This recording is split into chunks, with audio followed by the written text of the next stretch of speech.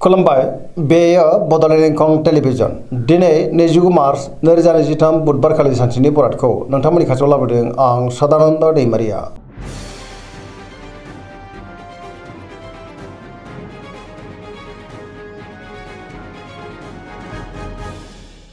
सिगां फरायनो लादों मेष राशि गिबि हांखो अ ल दिनैनि साना जोबोर मोजां गोसोखौ दिनै जोबोर गोजोननाय मोनगोन जेरावबो जाफुंसारगोन आरो देरहासारगोन। गुबुननि थाखाय गोबां मोजां खामानि मावनानै होनोबो हागोन सोरजोंबा बाख्नायजानोबो हागौ मावनो लानाय खामानिखौ थि समावनो आरो गोरलैयैनो मावफुंनोबो हागोन। देहाया दिनै मोजाङै थागोन सोरबा लोगोनिफ्राय मोजां खौरां फैनोबो हागौ। रांखावरियाव दिनै जोबोर मोजां गोबां धोन आरजिनो हागोन बेफार फालांगियावबो जोबोर मोजां होनजायो आयाबो बांनो हागौ। गुबुनजों दिनै मोजां सोमोन्दो लाखिनोबो रोंगोन न'खराव दिनै बिसि फिसायनि गेजेराव अननानै फैगोन बिमा बिफानिफ्राय अननाय आरो बोरखौ मोननो हागौ। गोसोनि बोलोआ दिनै बांगोन समाजाव बयजोंबो मान होजागोन। लाइमोनफोरा दिनै जोबोर खुसि जागोन आरो गोसोनि साननायखौ फोरमायलायनोबो हागोन पजिटिभ एनार्जिनि गोहोम गोग्लैगोन।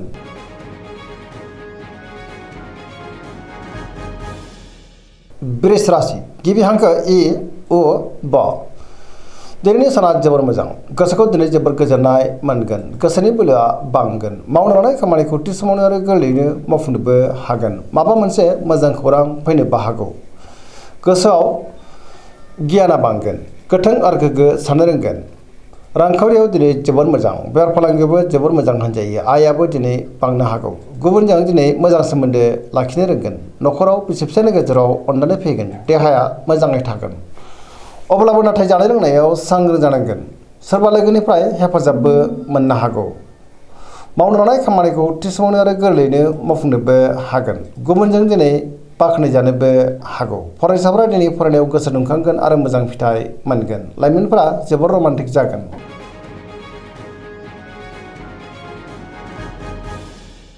मिथुन राशि गिबि हांखो क स दिनैनि साना मोजां आरो गाज्रिनि गेजेरजों बाबेलांनो हागौ गोसोआव गोनो गोथो साननाय फैनोबो हागौ मोनफ्रोमबो बिथिङावनो सांग्रां जानांगोन गियाननि आंखाल जानोबो हागौ। गुबुनजों दिनै मोजां सोमोन्दो लाखिनो गोब्राब जागोन गोसोआ दिनै जोबोर आला खाला जागोन देहाया दिनै मोजाङै थागोन अब्लाबो नाथाय जानाय लोंनायाव सांग्रां जानांगोन। रांखावरियाव बारा मोजां नङा नाङा फाङा खरसाया बांनोबो हागौ बेफार फालांगियावबो खहा जानांनो हागौ। गोसोनि बोलोआ लोरबां जागोन मावनो लानाय खामानिखौ मावफुंनो हायोब्लाबो माबा नङा माबा मोनसे गोरोन्थि जालांनोबो हागौ सोरबा लोगोनिफ्राय हेफाजाबखौ मोननो हागोन सोरजोंबा रायखोमा जानोबो हागौ। गुबुनजों दिनै मोजां सोमोन्दो लाखिनो गोब्राब जागोन फरायसाफ्रा दिनै फरायनायाव गोसो दुंखांगोन आरो मोजां फिथाइ मोननोबो हागोन।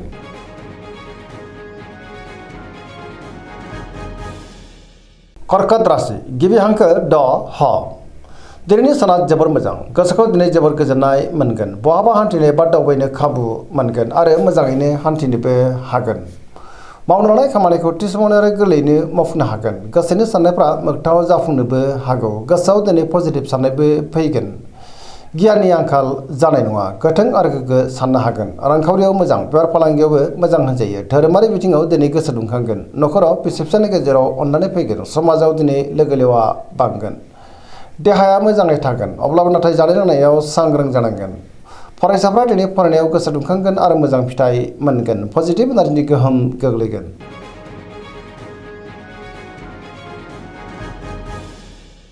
सिंह राशि गिबि हांखो म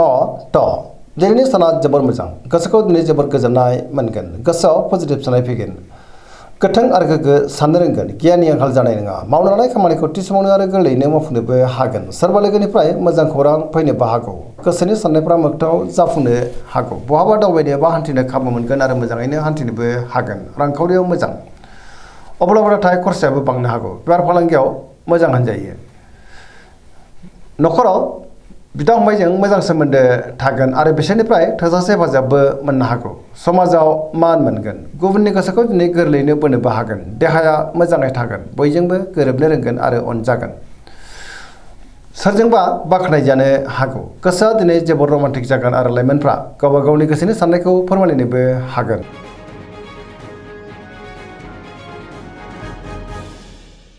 कन्या राशि गिबि हांखो प ट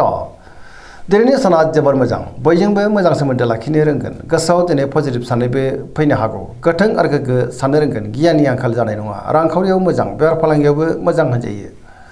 अब्लाबो नाथाय खरसायाबो बांनो हागौ गुबुनजों दिनै मोजां सोमोन्दो लाखिनोबो रोंगोन देहाया मोजाङै थागोन गोबां मुंदांखा सुबुंजों दिनै लोगो मोनज्लायनोबो हागौ न'खराव बिसि फिसायनि गेजेराव अनलायनाय फैगोन सोरजोंबा बाख्नायजानो हागौ पजिटिभ एनार्जिनि गोहोम गोग्लैगोन आरो पजिटिभ साननो रोंगोन लाइमोनफोरा दिनै जोबोर खुसि जागोन आरो गावबा गावनि गोसोनि साननायखौ फोरमायलायनोबो हागोन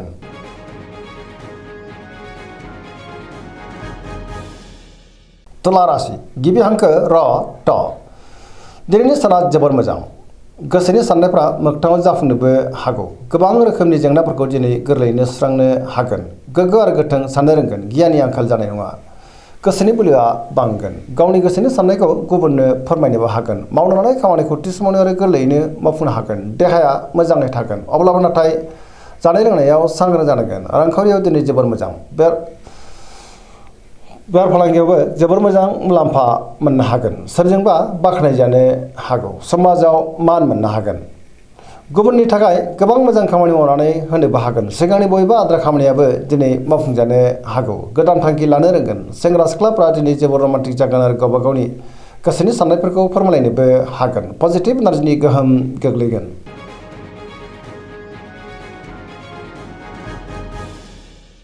वृश्चिक राशि गिबि हांखो न स दिनैनि साना जोबोर मोजां गुबुननि थाखाय गोबां मोजां खामानि मावनानै होनोबो हागोन बयनिफ्रायबो हेफाजाब मोननो हागौ गोसोनि साननायफ्रा मोगथाङाव जाफुंगोन पजिटिभ एनार्जिनि गोहोम गोग्लैगोन आरो पजिटिभ साननो रोंगोन गोथों आरो गोग्गो साननो हागोन गियाननि आंखाल जानाय नङा गोसोआव बोलो बांगोन मावनो लानाय खामानिखौ थि समावनो आरो गोरलैयैनो मावफुंनो हागोन धोरोमारि बिथिङावबो दिनै गोसो दुंखांनो हागौ गुबुननिफ्राय थोजासे हेफाजाब मोनगोन गोसोनि साननायफ्रा दिनै मोगथाङाव जाफुंनोबो हागौ गोसोनि बोलोआ बांगोन बयजोंबो अनसायजागोन न'खराव बिसि फिसायनि गेजेराव अनलायनाय फैगोन रांखावरियाव मोजां अब्लाबो नाथाय खरसायाबो बांनो हागौ बेफार फालांगियावबो मोजां होनजायो देहाया दिनै मोजाङैनो थागोन गुबुननिफ्राय थोजासे हेफाजाबबो मोनगोन फरायसाफ्रा दिनै फरायनायाव गोसो दुंखांगोन आरो मोजां फिथाइ मोनगोन लाइमोनफ्रा जोबोर रमान्टिक जागोन आरो गावबा गावनि गोसोनि साननायफोरखौ फोरमायलायनोबो हागोन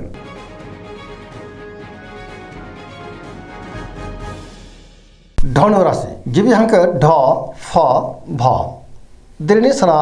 मोजां आरो गाज्रिनि गेजेरजों बाबेलांनो हागौ गोसोनि साननायफ्रा देबार नांगोन गोथों आरो गोग्गो साननो रोंनाय नङा गियाननि आंखाल जानो हागौ मावनो लानाय खामानिखौ मावफुंनो हागोन अब्लाबो नाथाय गोरोन्थि जालांनोबो हागौ सांग्रां जानांगोन गोसोनि साननायफ्रा देबार नांनोबो हागौ रांखावरियाव मोजां अब्लाबो नाथाय खरसायाबो बांगोन बेफार फालांगियाव मोजां होनजायो समाजाव मान मोननो हागोन बहाबा हान्थिनो एबा दावबायनो खाबु मोनगोन आरो मोजाङैनो हान्थिनो हागोन देहाया मोजाङैनो थागोन न'खराव बिसि फिसायनि गेजेराव अनलायनाय फैगोन सोरबा लोगोनिफ्राय नाथाय हरखाबै गाज्रि खौरांबो मोननो हागौ लाइमोनफोरनि गोसोआ दिनै जोबोर आला खाला जागोन आरो नेगेटिभ एनार्जिनि गोहोमबो गोग्लैनो हागौ धोरोमारि बिथिङाव नाथाय गोसो दुंखांगोन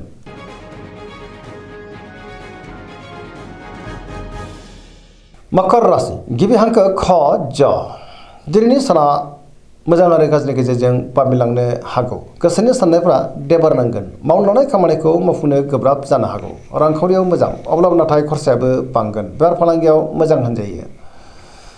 गुबुननि थाखाय नाङा फाङा जेंनायाव गोग्लैनांनोबो हागौ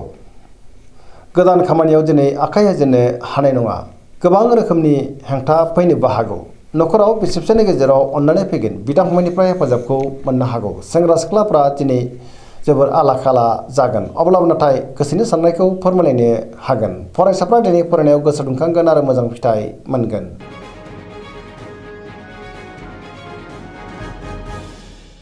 कुम्भ राशि गिबि हांखो ग स दिनैनि साना जोबोर मोजां गोसोनि साननायखौ गुबुननो फोरमायनोबो हागोन गोसोनि बोलोआ बांगोन सिगांनि बबेबा आद्रा खामानिखौ दिनै मावफुंनो हानानै गोसोआ दिनै जोबोर खुसि जागोन मावनो लानाय खामानिखौबो मावफुंनो हागोन सोरबा लोगोनिफ्राय मोजां खौरां मोननोबो हागौ समाजाव बयजोंबो मान होजागोन गोबां मुंदांखा सुबुंजों दिनै लोगो मोनज्लायनोबो हागौ रांखावरियाव जोबोर मोजां आयाबो बांनो हागौ बेफार फालांगियाव जोबोर मोजां मुलाम्फा मोनगोन सिगांनि बबेबा आद्रा खामानिखौ मावफुंनानै दिनै गोसोआ जोबोर गोजोनगोन पजिटिभ एनार्जिनि गोहोम गोग्लैगोन न'खराव अनलायनाय फैगोन गुबुननिफ्राय थोजासे हेफाजाबबो मोननो हागौ आरो बिमा बिफानि अननाय आरोफोरखौ मोननो हागोन पजिटिभ एनार्जिनि गोहोम गोग्लैगोन आरो लाइमोनफ्रा जोबोर रमान्टिक जागोन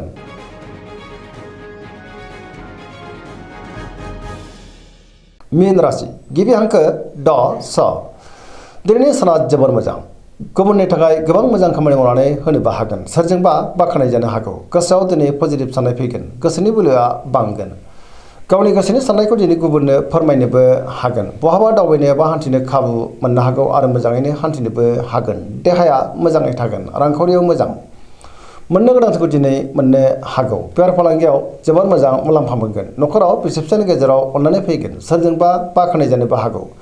लाइमोनफोरनि गोसोआ दिनै जोबोर रमान्टिक जागोन आरो गावबा गावनि गोसोनि साननायफोरखौ फोरमायलायनोबो हागोन फरायसाफ्रा दिनै फरायनायाव गोसो दुंखांगोन आरो मोजां फिथाइ मोनगोन बहाबा थाङोब्ला दिनै जोबोर मोजां आरो मोजाङैनो हान्थिनो हागोन दिनैनि राशि फरायथिनाया एसेनोसै जोबनायाव बेखौनो खावलायो जाहाथे नोंथांमोना सानफ्रामबो जोंनि बे बड'लेण्ड इंखं टेलिभिजनखौ नायबाय थायो आरो साबस्क्राइब खालामो लोगोसे लाइक खालामो आरो शेयार खालामो एसेनोसै गोजोन्थों।